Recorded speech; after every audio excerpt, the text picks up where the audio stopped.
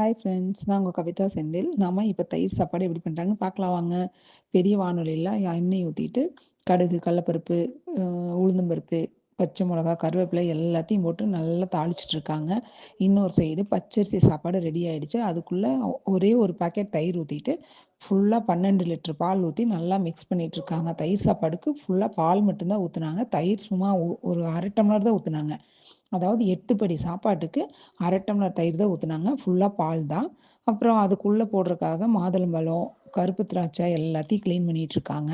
அதெல்லாம் நெறைய போட்டா தான் டேஸ்ட் வருங்கிறதுக்காக இதெல்லாம் கிளீன் பண்ணி, அந்த தயிர் சாப்பாட்டுக்குள்ள கொண்டுட்டு போய் அப்படியே திராட்சைய கொட்டிட்டாங்க. அதுக்கப்புறம் மாதுளம்பழத்தையும் உள்ள கொட்டிட்டாங்க.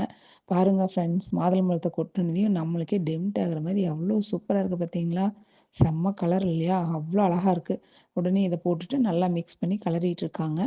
இது கலரி இதுவும் பேக் பண்றதுக்கு ரெடி ஆயிடுச்சு. ஃப்ரெண்ட்ஸ், ஃபைனலா தயிர் சாப்பாடு அண்டாவுல போட்டு ரெடி ஆயிடுச்சு. சப்பு வீட்டுக்கு போறக்காக. அடுத்தது நம்ம மாங்கா சாப்பாடு பார்க்கலாம் வாங்க.